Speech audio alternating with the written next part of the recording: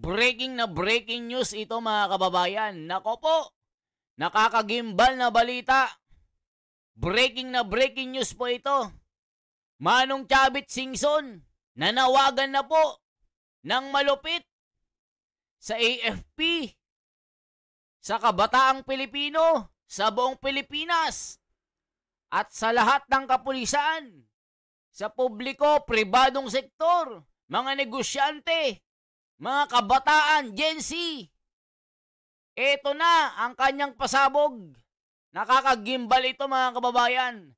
Dahil po sa malawakan, well-orchestrated na pagnanakaw ng gobyernong ito, galit na si Manong Chavit na dating best friend ni BBM. Naalala ko pa mga kababayan noon, nung campaign, si Manong Chavit ang lagi kong nakikita, nagpapahiram ng eroplano, helicopter, kung ano-ano pang mga sasakyan. Makapunta lang si BBM sa mga lugar kung saan siya mangangampanya. Tayo naman noon talagang nagko-cover po tayo kahit saan, kahit pa sa ibang bansa. Luzon, Visayas, Mindanao, kasama po tayo. Pero ngayon mga kababayan, nag-iba ang ihip ng hangin. Talagang masasabi natin na akala po natin aangat po tayo sa kahirapan. Yung mga billions of gold, may papamahagi. Ang kahirapan, mababago sa liderato ni BBM. Pero anong nangyari? Grabe, laganap ang korupsyon. Triple, doble, 10 times. Dinaig pa ang tatay, sabi ni Chavit. Mga kababayan, ito na. Makinig po kayo, nakakagimbal po ito. Ibang klase si Chavit Singson. Pag nagsalita ito matindi, talagang may hugot. Na talagang may damdamin. So ito na mga kababayan, magugulat kayo. Chavit Singson, ito na po. AFP, PNP, mga kabataan, lahat po ng makakarinig. Itong pasabog ni Chavit Singson, be ready for the coming. Alaka, parang people power nito mga kababayan, nakakakilabot ito. Ano kayang mangyayari sa Pilipinas pag nangyari ito? Panoorin po natin. Yung balahibo ko po, tumatayo dito. Parang kinikilabutan na rin ako dito. Ito na po. Pakinggan po natin ang pasabog na ito. I urge you all to rise, sabi ni Chavit, to speak, to act now, so that the truth may guide our country forward. Alaka, grabe. Merong 22k shares, 6,200 comments, and 65 likes. Grabe ito, pasabog na viral. I speak to you today as a Filipino who has dedicated my life to public service and love this country too much to stay silent. I once believed our nation was finally rising, only to see corruption pull it back down again. Our people are struggling. Prices are high. There is flooding everywhere and billions are being lost to corruption. This flood control scandal is the biggest corruption scheme I have witnessed in my entire life, having seen 8 presidents lead this nation. This is an obvious, well-orchestrated scheme created by this administration to exploit the country's national budget for personal gain. The floods have only worsened during Marcos Jr. administration. Why? Because there was never a master plan for flood control. Only scattered projects approved anywhere and everywhere, without coordination, flood mapping studies, or honesty. Worse, our farmers' crops keep getting destroyed because a dike meant to protect the river failed.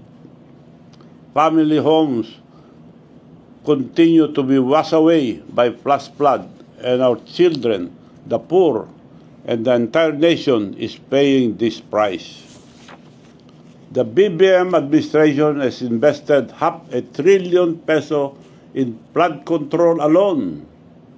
More than 9,800 flood control projects have been built.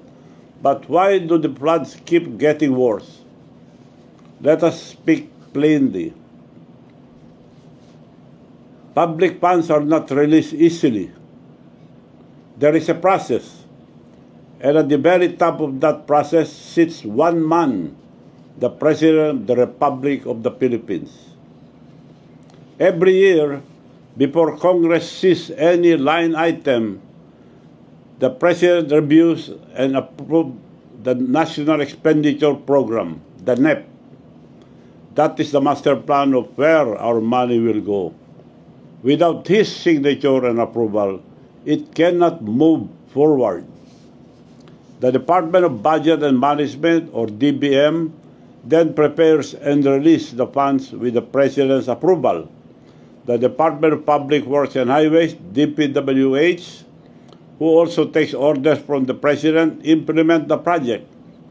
These are not independent agencies. They follow the President's direction and instruction. And when Congress debates the budget and send it back to Malacanang, who signed it into law? The President himself. He approves the General Appropriation Act, or GAA, with full knowledge of its content. So when the Congress and Senate inserted $450 billion in public work funds and Marcos Jr. vetoed only $29 billion, it means he personally reviewed the remaining $421 billion in infrastructure. It is also means he conferred with his first cousin Speaker of the House of Representatives, Martin Romualdez. He also chairs the Cabinet Cluster of Disaster Preparedness and Infrastructure, which means he should be leading the creation of a genuine, science-based national flood control plan. He is responsible for the long-term plan of his own Build Better More program. But instead, it has turned into Build More, Waste More. Every major flood project, every rehabilitation program, every large-scale public works, all of it passes through his desk. He reviews every plan and approves every peso. So tell me, how can anyone say, I don't know? How can he say, you should be ashamed of yourself? Perhaps it is you that you should be ashamed of yourself, Mr. President. Filipinos' hard-earned pesos have disappeared into flood controls projects like ghosts. Who carries the ultimate responsibility? It is not the officials, not the engineers, not the contractors. It is the President who holds the power and the trust of the nation. Corruption has been allowed to flood every agency of his government. It is a failure of leadership at the very top. What our President is doing is shifting the blame to others to save himself. That, ladies and gentlemen, is called a weak leader. Let me ask this simple question. Why is the ICI, the Independent Commission on Infrastructure, not investigating Ilocos Norte? Did you know that majority of the flood control projects in Ilocos Norte are contracted to either the Discayas or the newly elected Lawag mayor, handpicked by the President himself? Almost 4 billion pesos has been funneled to this mayor, who is their favorite contractor since Bongbong administration. Why is this not being flagged? The controversial Discayas themselves have 2.7 billion flood control projects that are paid in advance, with some uncompleted in Ilocos Norte. Napansin nyo po mga kababayan, yung Ilocos Norte hindi po naaabot ng investigation kahit po ng Blue Ribbon Committee hanggang sa ICI. So ngayon po, ini-insist po ni Luis Chavit Singson, si Manong po, Manong Chavit, na bakit itong Ilocos hindi naiimbestiga ni ang daming mga sira-sirang mga project. Baka nga may ghost project pa ito. Walang nababalita, mga kababayan. So ibig sabihin, sabi ni Manong Chavit, bakit hindi naiimbestigahan? Hala ka, grabe ito. Itong pasabog na ito. Why are the investigations skipping Ilocos Norte? The clearest example of how corruption hides under political protection. If he is doing this in his own province, then there is no doubt he is doing this to the rest of the country. I challenge you, Mr. President, to order your so-called independent body, the ICI, to begin this probe in your own province of Ilocos Norte. Prove credibility first before diverting blame to others. I challenge the youth and the religious group to accompany the ICI in their investigation of Ilocos Norte. I urge the public to call out the engineers and contractors in Ilocos Norte to stop protecting the mastermind. Look at how they will spin the story and try to silence me. The so-called plunder case they filed against me is a baseless complaint, a political weapon meant to destroy me because I have chosen to speak the truth about corruption at the highest level. If there is any truth to any accusations against me, I am willing to go to jail. I am a man of one word. The complainant of this plunder case, Attorney Tilly Cordero, who has a record of being suspended for 6 months by the Supreme Court for violation of the Code of Professional Responsibility, or CPR, of lawyers. She even came to my house asking for money, proof of pictures which I will post publicly. She is the first cousin of the mayor I defeated in Narvacan, Mayor Edgardo Zaragoza, the most corrupt mayor that Ilocos has ever had. For 33 years that he and family were mayors, there has been no progress, no new municipal building, no new market, and barely any infrastructure except ghost project. This mayor even had ghost farmers to convert public funds to the mayor's pocket. In my barangay Solbec alone, they appropriated 9 million pesos for the benefits of 65,000 ghost farmers, while the official registered farmers are only 80, with the whole population of Narvacan being only 44,000. I filed that case 10 years ago, but the Ombudsman has not even touched that very blatant case up to now. Why have they accepted this fake complaint against me in just one day, but not act on the real plunder case I have filed against Mayor Zaragoza? This is how they operate: silence the whistleblower and protect the corrupt. They attack me because I'm not afraid to tell the truth. But take note, all their paid online troll farms and their attack dogs will never silence me. My countrymen, let us no longer be fooled.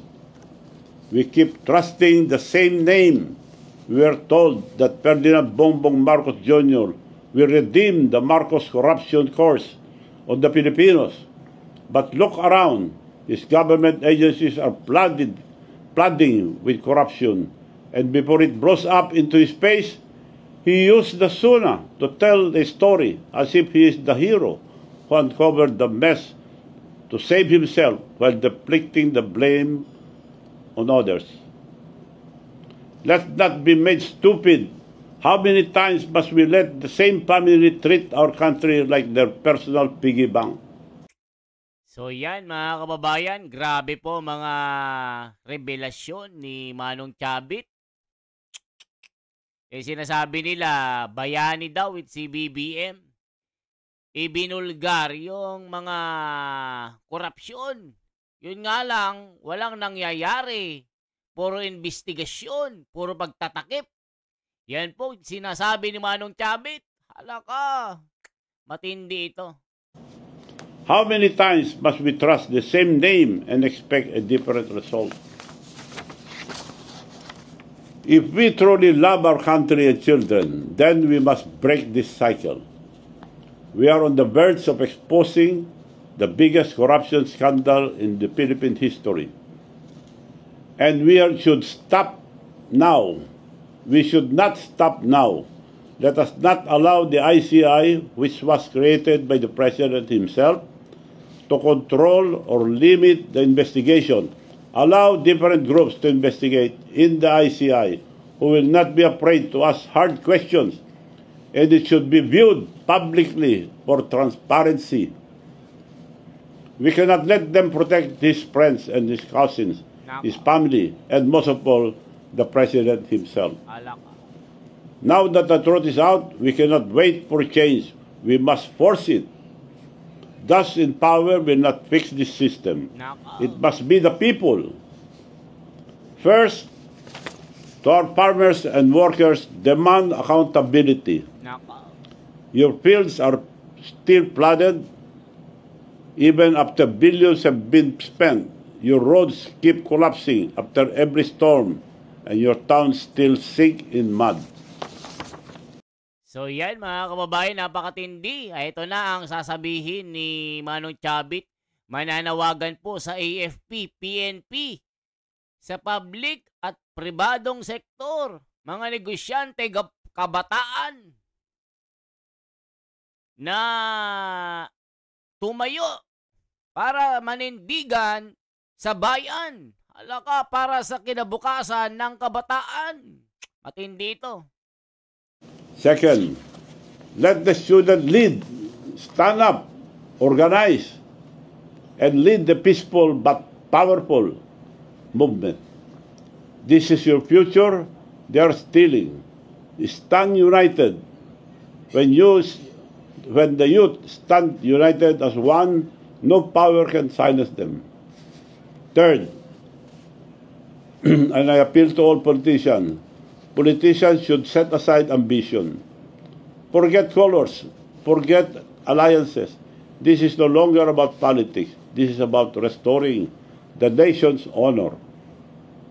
So yan mga kababayan, itong panawagan ni Chavit Singson, kalimutan na ang kulay, kalimutan na ang sariling interes. Sama-sama na, itong sabi, tumayo at manindigan para sa bayan laban sa matinding korupsyon. Hala ka. Kasi, ang isang grupo kasi pagkakanya-kanya, kanya-kanyang kulay, walang hindi maganda ang samahan, watak-watak, ay wala. Ganitong sabi ni Chavit. Those who still have integrity, speak now. History will remember the few who stood up and forget the many who stayed silent. Fourth, the police and armed forces stand with the people, not with the powerful. You swore an oath to defend the republic, not any single politician. When the people protest peacefully, please protect them. Do not prosecute them. For our mutual education, the primary provision that defines the duty of the armed forces of the Philippines under the Constitution is Section 3, Article 2, which provides, thus, civilian authority is at all times supreme over the military. The armed forces of the Philippines is the protector of the people and the state to secure the sovereignty of the state and the integrity of the national territory. Reading the above provision does not say that the AFP is the protector of the President and his government. It says protector of the people and the state. And finally, to all Filipinos, demand accountability at the top. The truth can no longer be hidden, and the people will no longer be silenced. We are not stupid. We deserve better. Our children deserve better. If we stay silent, the truth will be buried again, and our children will pay the price. This is not about politics. It is about true or sober leadership and accountability. If the president cannot face the truth and take responsibility for his failures, he must step aside for the sake of the nation. A voluntary resignation would not be a humiliation. It would be an act of dignity, a rare moment of courage that could still restore trust in our institution. Every peso diverted and every project that doesn't exist is not just a waste. It is a loss of life, loss of security, loss of dignity. I urge all of you to rise and speak and to act now so that the truth may guide our country forward. Thank you, and may God bless the Philippines. This is Manong Chavit Singson. Yan mga kababayan, nako, napakatinding panawagan ito ni Manong Chavit. Matindi po mga kababayan, no? Anong sinasabi ng mga komento? Mga kababayan, napakarami nito. Check nga natin ang sinasabi ng mga komento dito. Makapanindig balahibo. One of the richest crook in the Philippines, the king's servant, can do nothing without the king's order. Ukinam nga laklakayan nga udong, halaka. He is speaking truthfully whenever you say to enjoy his remaining time. Will he is enjoying things worthwhile by saying the truth for the youth, for the children's, and for the future? Snappy salute to you, old man. People power na po Manong Chavit para sa Pinas. Dedicated to public service daw. Ang tunay na Pilipino magkaisa, hindi magkakagulo. Ito na mga kababayan, one of the main reason corruption continues to thrive in our country is that many people are too afraid or too shy to speak out against wrongdoing. Real change must begin within each Filipino. Don't wait for others to act. If you stay silent, you become part of the problem. Stand up, speak up, and do your part before it's too late. Halaka. Yan na mga kababayan ang ating balita. Manong Chavit, talagang matindi ang pasabog. Yan lamang po ang ating bahagi mga kababayan. Talagang pumutok, sumabog ito si Manong Chavit. Anong masasabi niyo po? Kayo naman po ang magsalita. Kayo naman po ang magbigay ng reaksyon. Anong masasabi niyo dito sa panawagan ni Manong Chavit sa buong Pilipinas na tumayo at manindigan laban sa korupsyon na nangyayari sa ating gobyerno ngayon, na nagiging sanhi ng kahirapan at talagang pagyaman ng mga buhaya? Grabe na ito mga kababayan. Yan lamang po, isang like, isang share po at isang subscribe. Salamat po. Ako si The Wonders Philippines, ang inyong lingkod. Mabuhay po.